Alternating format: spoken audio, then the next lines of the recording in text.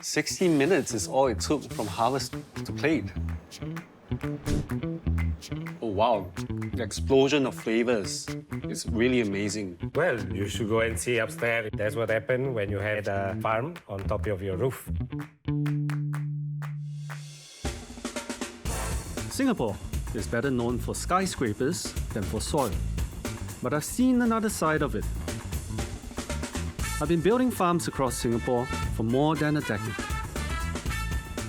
And food is being grown here in ways you might not expect. You can find it on hotel rooftops, in city gardens, and in the last farming pockets of the island. So, I'm heading out to see how far this idea has come and what it tastes like today.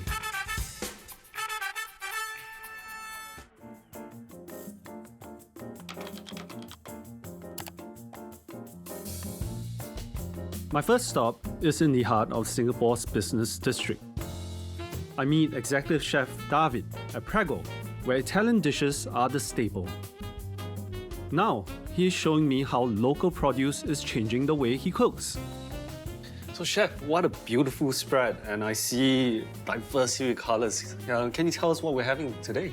Okay, so I prepared a few dishes with the item that we get fresh from upstairs, from our farmers. So first one is called panzanella. Another appetizer which use the Tuscan kale pesto is the burrata with an array of tomatoes. And the last one, so is a lily-shaped kind of pasta cooked with the Tuscan kale pesto as well. It looks so beautiful, I can't wait to tuck in. This explosion of flavor that I can taste. And all the flavors are just so integrated into the dish. To understand where these flavors come from, I have to see what's happening upstairs.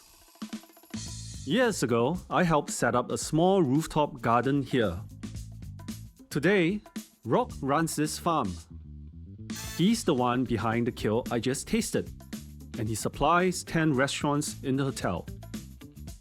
So basically, we have transformed the previous garden that you built previously into an aquaponics farm. Tell us a little bit more about aquaponics and how it's sustainable. Aquaponics is a closed-loop system. 90% of this water is actually safe here in the aquaponics farm. We do not add fertilizer here. So everything is powered by the waste of the fishes, and it will go back as nutrients to the plant. And the plants help clean up the water for the fish to survive. So basically, it's more sustainable. Here, there are over 20 different types of herbs and vegetables grown, such as cherry tomatoes, romaine lettuce, and holy basil.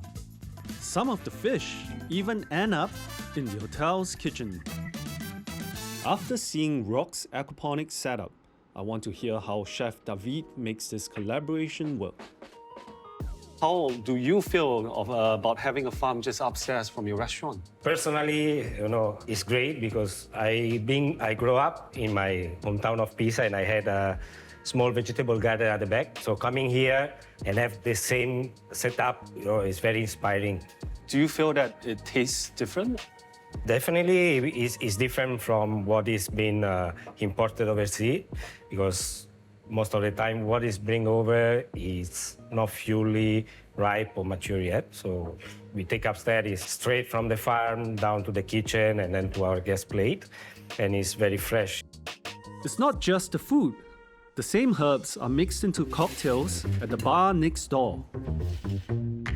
Hello, Ido. Hi, nice to meet you. Welcome to Antidote Bar. I heard you're a master mixologist. Yeah, I'm really excited to see what you can create from this. All right, let me have a look.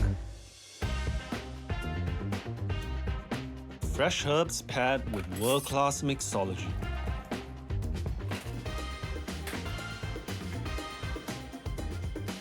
I can't wait to taste it. The herb flavors are incredible. So much more intense than anything dried or imported. Seeing what's possible here makes me wonder, what else is being tried across the city? There's someone I need to check in on.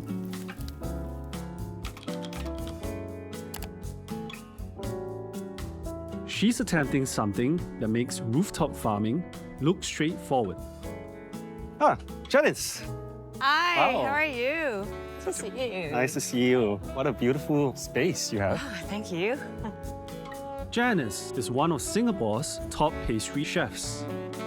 And she's planting cacao trees all across Singapore, hoping to produce the country's first single origin chocolate. Janice, why are you planting these trees in multiple locations? Well, so many people told me it was impossible. You know, a cacao tree grows until it's 3 meters high. And, Singapore has no land for this. So the only way was to go out to the communities. You know, I was knocking on as many doors as I can. Even families were helping. There are cacao trees in people's houses. A lot of schools have embarked on this journey with me. I think it was a full community of people. I think right now we're about 650 and counting. These saplings will not bear fruit for years. I wonder if Janice has already some that I can try.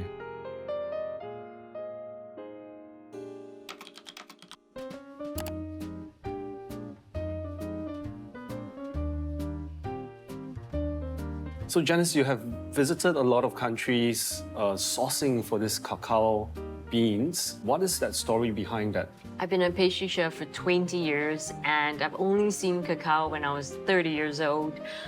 So I decided to go to the Amazons. I went there and I spent about 10 days just to really research about cacao, learn about the terroir and also how to grow it better. When you mentioned how it's been integrated into what you're serving at the dessert bar, It's a very small harvest, so we only have managed to come up with 2 kilos in total of beans, but after processing them, we only have 1 kilo of chocolate. It's really something that I wanted to put on the plate so that people could really taste our efforts. To me, honestly, there's not much acidity in it yet, but you can tell that it's a very, very young chocolate. It needs time as well. And I can only imagine, for the next decade, that the chocolate will age as well as wine. Watching her taste her own creation, the pride is obvious. She's convinced Singapore's chocolate doesn't need to copy others. It just needs time to find its own identity. Janice shows how far people are willing to push the limits of farming in Singapore. But she's not the only one.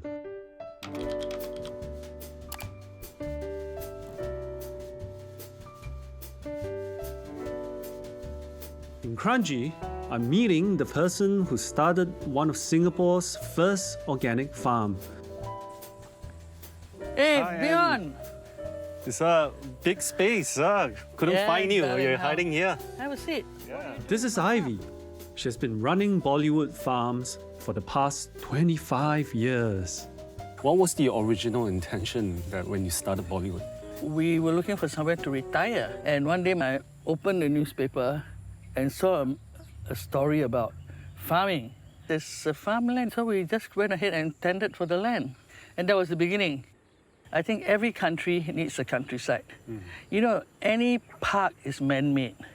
And kids don't like to go to the park. It's boring. You can't jump into the bushes and catch a spider or pull a seed or pull a leaf. So I think we should have places like the Kranji area. So kids can come here, go fishing in my pond, jump into my plants. Ivy's farm is part of the 1% of countryside left in Singapore. What she's doing is guarding our food heritage. Rare vegetables that won't grow naturally anymore. Today's harvest is ready. I'm taking these to the in-house chef to see what she can do. Hi, Hey, Bjorn. Chef. What have you harvested for me today? Lots of great stuff.